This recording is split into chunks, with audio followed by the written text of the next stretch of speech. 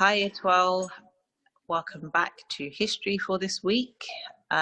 Really happy with how those of you who have engaged consistently are really drawing really powerful conceptual links across the course. Just keep it up, because this lesson is just another really important piece of history that we hope you will enjoy. So just to remind you of our inquiry question, it's how have Black people struggled against injustice in Britain in the 20th century? And before we get to our question of today, we are going to start the lesson with an interesting source. So we have an image on the screen, Giovanna and Heaven. And this image is a picture that was taken of a piece of evidence in a famous criminal trial in London in 1971. What do you think the crime might have been? First of all, can you identify what this is a picture of, and what possible crime do you think this might have been evidence for? From the picture, I can see that it's a pig's head. I don't know what it would have been like evidence for. I don't know. Is that? I don't know. It's a bit of a weird one. It is a bit of a weird one, isn't it? When Okay. do you see a pig's head being used in a trial for evidence? Like, I've never seen that before. Yeah, it's very unusual. Okay, let's reveal what was this piece of evidence used in the crime for. So there were 9 people on trial in this case, and they were accused of causing a riot on the streets of Notting Hill in August 1970. And this is a picture of one of the defendants, Barbara Beese, and she's holding the pig's heads there. So what do you reckon that pig's head could represent? Is it the police? Good. Why do you think that? I don't know, because people constantly refer to the police as pigs. So why do you think they're using the symbolism of pigs to describe the police in Britain? Because of their role in the riots and in police brutality. Yeah, good. So this demonstration was in response to an event that happened on the 9th of August 1970, and a demonstration was called in the local community to challenge the police's repeated attempts to close down the Mangrove Restaurant, which was on All Saints Road in Ladbroke Grove. So we're just going to talk a little bit about the significance of the Mangrove Restaurant. So as you can see from the image, it was a relatively small local community restaurant, and it was kind of like a community hub for Black people in Ladbroke Grove. You know, it obviously catered to Black cuisines, it sold Caribbean food, and it became like this focal point where artists, intellectuals, thinkers, people would come and mingle and talk and jam together and eat good food. And it was a safe space in a community for Black people to kind of gather and socialize together ultimately. And it also had a multiracial clientele as well. So it was a space where white and Black people came together. And I think if we were to describe it in today's terms, it's quite an anti-racist space as well. So it's a fundamental restaurant. And as Miss Ananakwa said, it's for the community. It's not just about going there to eat. It's about belonging somewhere. And as we spoke about last lesson, you had the colour bar, which prevented Black people from going into social spaces like this. So it's that creation of their own social space, but rather than being like the white ones, it's an inclusive space as well. So then this was obviously challenged, and the police tried to close this down. But the response to this protest is quite interesting. It's very different to the response in 1959.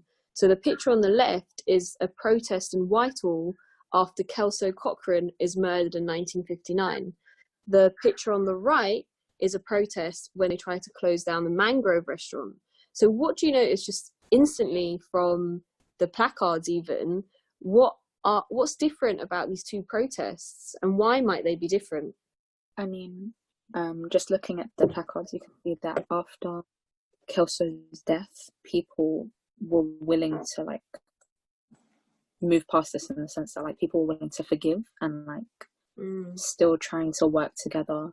Like it says on that placard, it says in harmony, like they still wanted cooperation, but then in 1970 the tone had completely changed and they had begun to call out the police, and like I feel like people are beginning to be like really tired of what's happening to them, and they're no longer accepting this kind of treatment. Yeah, brilliant. Giovanna, any other thoughts? Well, you mentioned earlier tone, Miss, and like Kevin was saying, there's quite a drastic shift in the tone that they take in the Mangrove protest in 1970. I mean, I don't want to say the word aggressive, because it's not that it's aggressive, but it's a lot more powerful and a lot more like calling them out directly, and it's got a lot more anger behind it, which is all justified and seems appropriate. I mean, after maybe the assertive might be.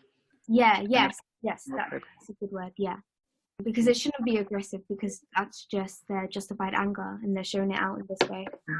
Yeah. So what would you say?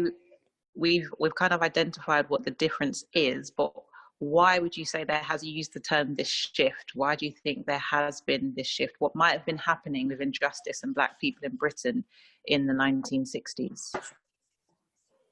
I don't think any justice came about. I think Black people continued to be unlawfully murdered and nothing, like no one was held accountable. Yeah. And like, even think about the location of that Kelso protest. Where is it? Where's White there. They're addressing the Prime Minister. They're addressing the British establishment, right? And they're saying, "Hi guys, can you just remember that this Black Lives mattered?" Whereas now they're saying, "You're not listening to us. We're going to have to take this into our own hands." Yeah. And I like that comparison that you made, Miss McComb. Like, so taking it into their own hands was taking over their own localities and empowering themselves in their own localities, rather than seeking justice primarily from the authorities. They were seeking justice, campaigning for justice for themselves. Okay, so initially then, in 1971, the Mangrove protesters were dealt with by the magistrates court. So we're thinking about the court system in the UK. The first sort of part of the UK courts is the magistrates, where you don't have a jury necessarily. And then it can escalate to the higher courts where you have a jury, and it's a more severe sort of case. So their charge, so the thing that they were arrested for, was causing a riot. So this protest was classified as a riot. So what was the actual response to that? So they're brought towards this magistrate, the first tier of the British judicial system, and they're charged with a riot. What does the magistrate say about this and the significance of the pig? A central point in the police case on the riot charges was that they allegedly shouted and had banners which declaimed, "Kill the pigs," a Black Power anti-police slogan imported from America. But slogans like this, known as ghetto rhetoric, will be of less value to prosecutors after the Mangrove case. The magistrate ruled that to say "kill the pigs" was not evidence of violence. A remarkable dialogue in court sorted the issue out. Magistrate: where is the evidence of force? Prosecution lawyer: kill the pigs is the evidence. Magistrate: it is highly provocative, but, forgive my language, if they shouted "F the pigs" or "bugger the pigs," the police would not have taken that literally, would they? Prosecution: no, but the word "kill" embodies some sort of violence. Magistrate: so do the other two.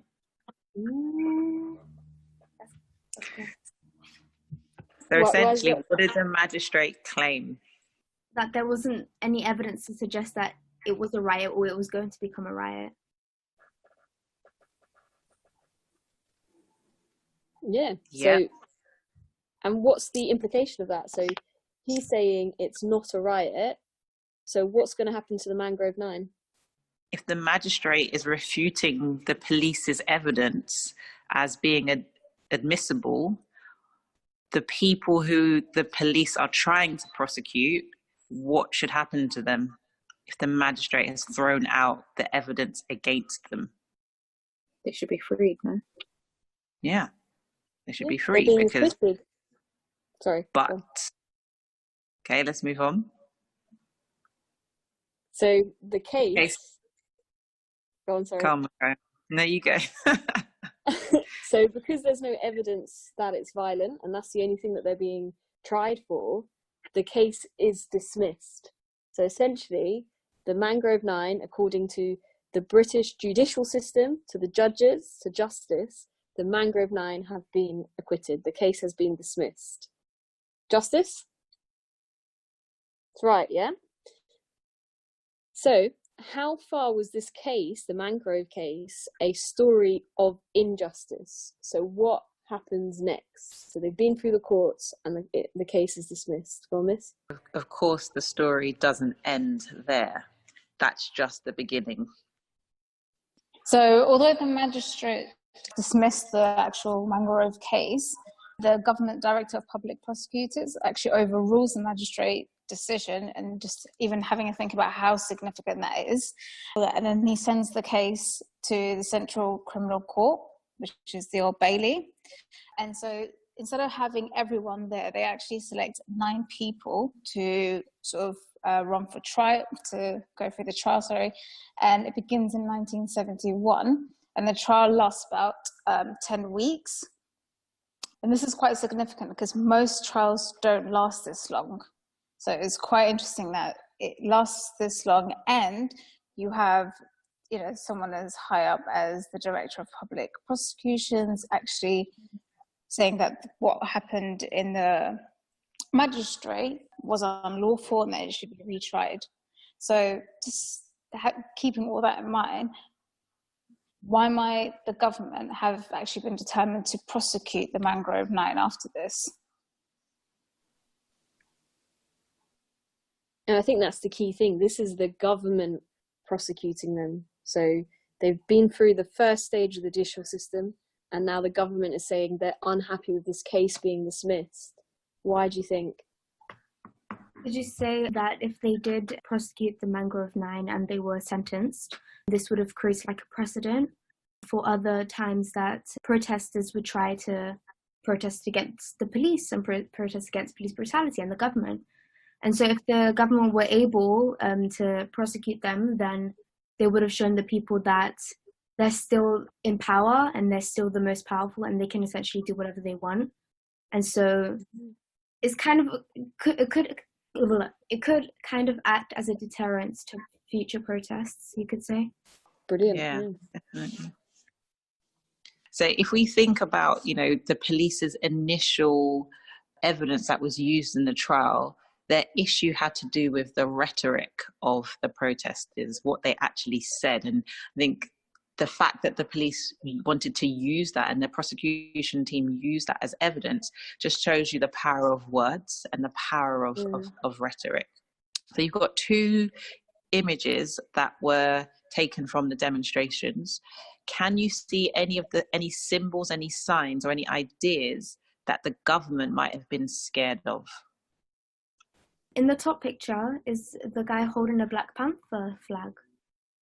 Yeah. He is. Yeah, there's also the pig's head in the first picture at the top. Definitely. What about some of the placards? I was just going to say that one of them, like in the center, says Black Power, scary ideology to the British establishment.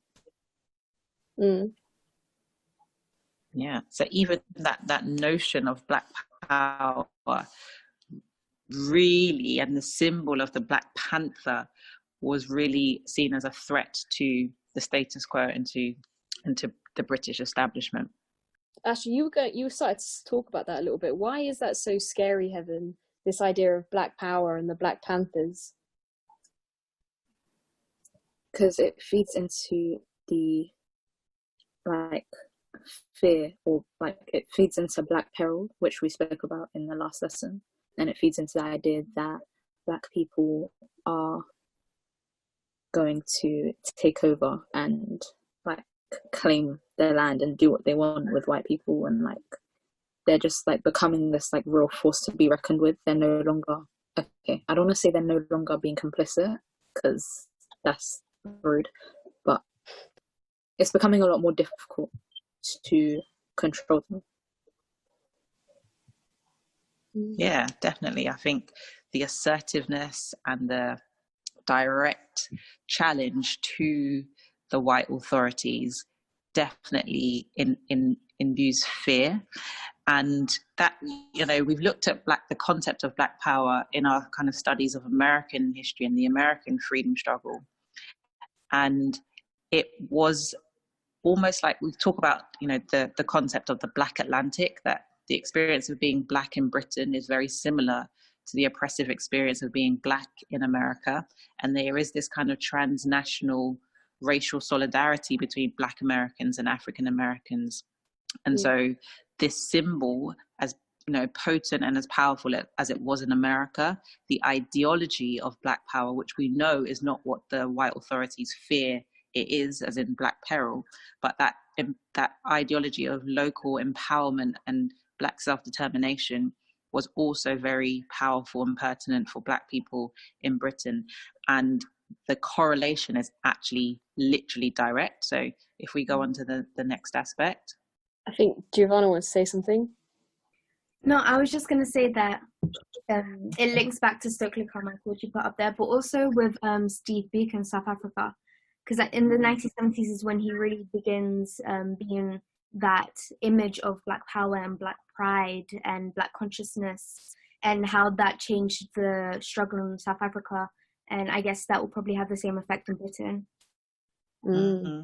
Isn't that like quite amazing? Like, just like you can just see like the links between the entire A-level course. Like we've got the link between Britain and the African American freedom struggle and the anti-apartheid movement. Like there's just a thread here, a really powerful thread of the power of ideas. Yeah. Especially because it goes beyond borders and like beyond oceans. So you kind of preempted there, Giovanna, with talking about Stokely Carmichael as probably the father of, you know, the concept of, or the phrase Black power, maybe not the concept, but the phrase Black power. So we're going to hear a little bit from Stokely Carmichael when he actually visited London in this period. We're not going to hear it. Oh, that's a shame. It cannot play. You're not going to hear it, but what we will do is we will link it in the description below, and you can check out Stokely Carmichael speaking in London. And then we'll also we'll put this in the description as well. I'm saying description like I'm an actual YouTuber. Sorry, guys.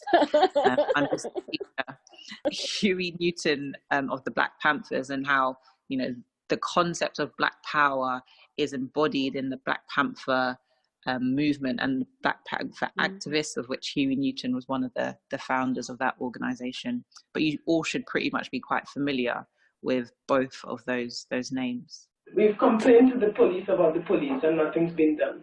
We've complained to magistrates about magistrates and nothing's been done. We've complained to judges about judges and nothing's been done. Now it's time to do something ourselves. That statement was made at the Mangrove demonstration and represents the essence of Black people's experience in Britain. That since we've come here, we've suffered a long train of abuses by the police with the active knowledge and support of the British state. And those abuses have been able to be carried out under the pretext that, quote, Black people are criminals, sponsors, and prostitutes. That is a myth that has been created about us. That is a statement that was made by one police officer who gave evidence in the Mangrove Case. Now, the demonstration that Black people made against the harassment of the Mangrove Restaurant, the subsequent resistance in the courts, is an active explosion of that myth. I literally love this clip. I just think the way in which this activist succinctly explains the journey to Black power and the frustrations of Black people in Britain is just really illuminating. So what did you guys take from this clip? Why did people take to the streets in Notting Hill in this period? I'm going to link it to something that happened recently when they took down the statue of Colston in Bristol. And because after that happened, that the argument that Well, they should have just continued petitions. They should have just protested, and they shouldn't have done it themselves. But it's that idea that they've done all of this, they've gone through all the steps. What more do you want them to do? Do you want them to accept defeat and just move on with life? No, they have to take it into their own hands. They have to have faith and courage and trust in people power. And I guess that's what the activist talks about. Yeah, beautiful. Yeah, definitely. That's a really interesting parallel, actually, that all the other channels were literally exhausted. And by this point, these people were exhausted and decided to take matters into their own hands.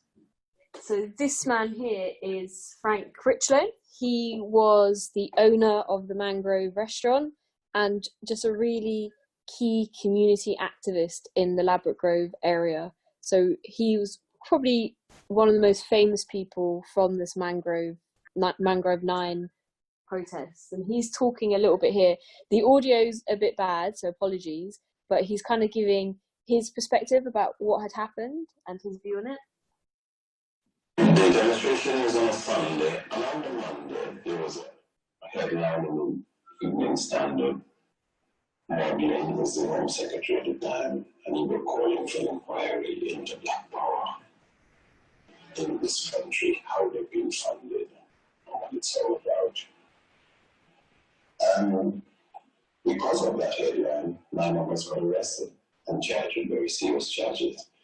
It was about a 14-week strong alleged bill, and we won. So could you hear that okay? I don't know. But essentially what he was saying was the protest happened, and then as soon as the protest happened, you had the Home Secretary, so the person in charge of things like law and order in the UK, launched a full-scale investigation into Black Power in Britain, looking into who is funding it, who is responsible for it. So your face says a lot, Giovanna. Why is that your face? Okay, I'm gonna wait. Priti Patel is the Home Secretary, right? Yeah. Unfortunately, yes. That just reminds me of her so much, like, and her reaction to like taking down the statues in the Black Lives Matter movement. It's so crazy how you can find these parallels. It's sad that we can find them, isn't it? It's devastating. Yeah. What would you say the parallels are, Giovanna? I mean, that governmental fear of Black power, and like the fact that they focus more on fear rather than doing something. Because these people aren't in the street protesting for nothing. There's a reason why they're there. And it's just that fact that the government chooses to protect themselves rather than the people all the time. Yeah. And just the idea that it kind of reminds me of terrorism as well. It's almost as if they're saying that this is almost a terrorist organization. We need to find out where it comes. And if you portray views, things like Black Power slogans such as Black is beautiful, you would be perceived to be an aggressive, subversive person. I find it like kind of ironic because it will be the like exact same types of people that will be like open advocates for freedom of speech, because they'll be saying like the most controversial things, and then once it comes to somebody that's like actually trying to empower a body of people, nope, completely unacceptable. Like just like you said, they're branded as like practically terrorists. It's so ironic. Yeah, the fact that they're put on the same spectrum and the same level as terrorists, that's just crazy. Like, people who are trying to fight for equality and they're against anti-racism, they're put on the same level as terrorists. That's just crazy. And even so, when after Stokely Carmichael visited the UK and gave his speech and was building like a following around Black Power, he's actually banned from coming to the UK. So he was never allowed to return to the UK. Obviously. Wasn't it Thatcher that said the ANC were a typical terrorist organisation? Yeah. So, I mean, it's just history repeating itself again. Mm-hmm. So if we're looking at this story of the Mangrove 9 then, the fact that they get through the magistrates and they're cleared, and then the government takes them to court at the Old Bailey, which I think at that time was the highest court in the land because we didn't have a Supreme Court. So why was the Mangrove 9 a story of injustice? I mean, how wasn't it a story of injustice? Like, people were protesting for basic human rights and they were labeled as criminals. I mean, like, it was the magistrate decided that they weren't, and then the prosecution appealed the decision. Like, they were literally not even fighting, they were protesting, they were being polite, like they were walking the streets and asking for basic human rights. And the fact that they were exercising the human right to protest, the right to protest, and they didn't commit any crimes, and yet they were imprisoned for starting a riot. And like, that word can be twisted so easily, especially when used by the government, which is really dangerous. And it's such an inaccurate word to use in these circumstances as well, because when you think of a riot, it's just like chaos. There's no purpose behind it. But this has a clear purpose. And like, it's so, like, in the clip with that woman, the clip of the woman that was speaking, she said, like, they have been labeled as criminals and prostitutes and this and that, and now it's their responsibility to change those stereotypes that have been placed on them. And that feeds into actually like the whole narrative of like respectability politics, which, you know, we touched on a lot when you guys were in year 12, and that just reminded me of that, Heaven, that, you know, the myth is placed on Black people, and then they spend double time trying to prove the myth to be untrue rather than just being. And I think that was a really powerful connection there. So who would you say ultimately was more responsible for the injustices in the Mangrove 9 case, the police or the government? Who was it that was like part of the prosecution, like that was pushing for the appeal of the case and stuff? That's the government. So, the government, I guess? I don't know. I mean, there's no set answer. I guess it's just, at what point do you think the injustice escalates, perhaps?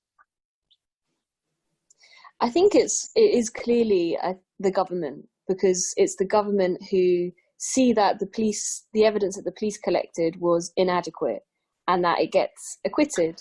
So then it's the government who is adamant that they're going to pursue this and send it to the Old Bailey. But I think the question, maybe this is a bad question, the question should be, why is it important to ask this question? Why is it important to ask a question that's basically saying, who wanted to prosecute the Mangrove 9? Why is it that the government was so adamant to it? And what does this reveal about racism in this country? I mean, aren't they the same? They're both the establishment. True, but they are different entities. I would slightly take a different perspective on that, but that's an interesting perspective, Miss McComb. What would you say, Miss? I would say that actually the police are the instruments of the state, right? So yes, in the way, I agree with you, Giovanna, they're one of the same, but it's the police who are initially harassing the Mangrove Restaurant, who are initially trying to, the protest in itself is a response to the police. It's actually directed against the injustice of police harassment and police brutality. And for the Mangrove demonstrators, the police are actually the focus of their anger, their righteous rage, rather than the government. But then you see how and I think this is this is a really good example of how institutionalized racism and injustice is all linked into this nexus of oppression, because yes, the police are instruments of the state, but they are the police, when it was convenient for the government actually could separate itself from the police and actually decide to step in and separate itself from the judiciary and say, no, we are not the same here. We fundamentally disagree and we break ranks with you, and we are going to do something different. I think it's just so complex, isn't it? Just the way in which injustice kind of flows throughout all of these institutions, and how the government, as I guess the ultimate authority, is able to have the final word, or thinks it's able to have the final word. And I think that's what's so dangerous about the British political system. It is the government that's the most powerful element of it. in America, the Supreme Court is equal because you have the separation of powers. The Supreme Court is equal to the executive. Whereas in the UK, even though we now have a Supreme Court, they're still at the behest of the UK government because that still has the power. So yeah, and I just think that institutional infection just is deep in all institutions in this country. And I think, yeah, like it's the government steps in to kind of help the police out in that sense as well. Come through with comparative politics there. You know, it's got to advertise my course still, you know. it's not too late to change. Sorry, Miss Michael, go on. What Miss Anna was saying about the idea of it starts off with the police, and then because the case with Mangrove is an issue that starts with they are protesting the police, but the way I see it is that it is fundamentally with the problem lies with the government, because it's the government that is in charge of the education system. So these policemen are coming up through the education system. So if the government is enforcing a racist education system, then that is how they're being educated. If the media and everything, which, you know, the government heavily influences, is not being regulated by the government, then these stereotypes are going to continue having this effect. So I feel like the police, yes, they are an instrument, but I think ultimately the government are like the head of the orchestra, and they're the ones that are maneuvering the whole thing. So I think the problem does lie with the government. I mean, we're not going to excuse the police, but the government are primarily the reason, like, for all of this. So, can we just have a moment for my history department? Did you hear Miss Michael say the orchestra? Did you see that analogy? Guys, man, okay. Fine. Sorry, guys, we get excited about history. This is what we do. Yeah. Do you know, from what Miss Michael said as well, it's like, yeah, the government had time and time again the opportunity to address racism in the country, and they constantly moved away from it. And it's like, you know, you had in the 70s, I think probably as a result of this, you had the beginnings of race training for police officers in Britain. And then when it came out through that how racist the police were, they pulled it because they just didn't want to look into those issues in the police force. And the surrender to racism, from like we looked at last week in the prior interpretation, isn't it? Yeah, the racist tail wags the parliamentary dog.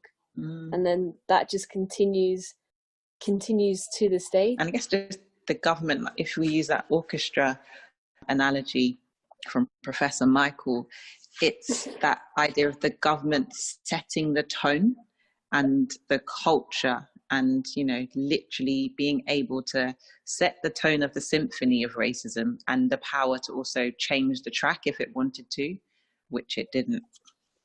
So kind of what was the legacy of this? So Frank Critchlow, can we also talk about local connections and why he's actually important to our school? Oh, so he sent his 2 daughters to the convent. So he's not, and I think that's the thing that's so powerful about this history. This is our history. This is the history of our community and our area. So I think it's so fundamental to just the space that we live and walk through every single day, and who we are in this country too. He died in 2012, and the Lord Boateng, he was the MP for Brent. He was part of the group of the first black MPs after the Second World War as well. So he's a significant figure, and from what you can remember from migration, he decided to identify as an MP who is black, rather than, as Bernie Grant did, as a black MP, and the differences between those two things. And he spoke at Frank Critchlow's funeral service in 2012, saying, they were our places, and we welcomed a whole heap of people, black, white, African, Caribbean, Asian, film stars, musicians, community folk, lawyers, plenty of lawyers, which I think is an interesting point to accentuate. All there in spaces that Frank made free. And there were people who couldn't stand that, who couldn't stand for us to be free. and they did everything to destroy it. They did everything to take those places away from us. The very existence of those places was an affront to them. They were the people for whom the word Babylon was invented.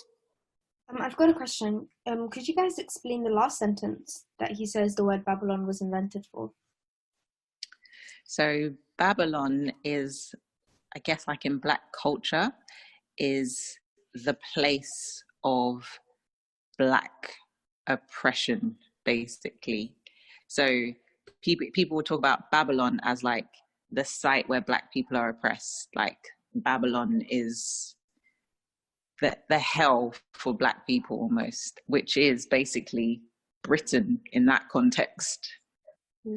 I believe. I'm pretty sure that's the case, yeah.